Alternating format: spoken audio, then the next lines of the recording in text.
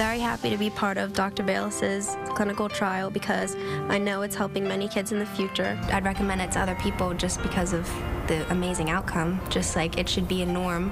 It shouldn't be a last resort. That is Maddie Oliver, a 21-year-old cancer survivor. Maddie was a junior in high school when she was diagnosed, and she is now joining us this morning along with Michael Burton from Gateway for Cancer Research, joining us this morning because this is a big weekend in Chicago.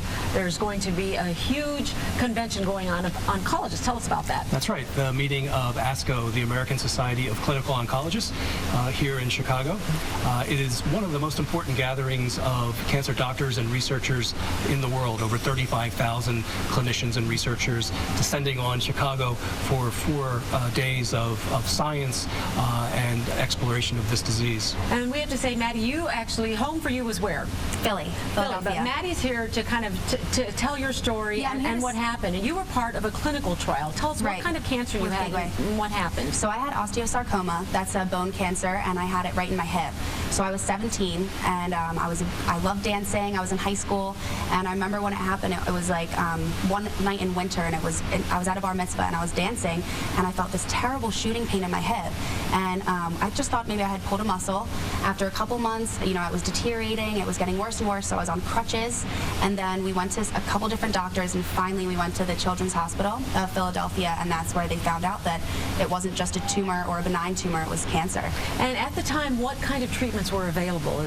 Explain that to us, which is why you had to end up going into these clinical trials. Right. So I was getting chemotherapy, and it was after a week of, you know, when we started figuring out what kind of therapy and surgery I was going to get, that my oncologist, Dr. Bayless, came to us and said, you know, there's this foundation, Gateway, and they can give you these clinical trials that are that would focus on my specific genes and my specific cancer that would help kind of reduce those side effects of that chemotherapy long term.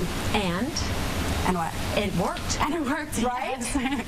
Yeah, because I'm doing great now. I was going to ask you, tell us what your diagnosis is now. So now I'm cancer-free. I've been cancer-free for 3 years, and I'm actually going to school in Philadelphia for nursing. So that is so exciting. And Michael, maybe you can talk a little bit more about that, which is why obviously you wanted to have Maddie here too, because this is what Gateway is doing. They're doing a lot of research into different aspects of treating cancer. Tell us about that. Yes, we are so proud to have funded the trial that Maddie participated in, and you know, her story, her journey as a cancer patient to a cancer survivor is an amazing personal story, but it's also a story about the importance of cancer clinical trials and advancing cancer science and treatments through those trials.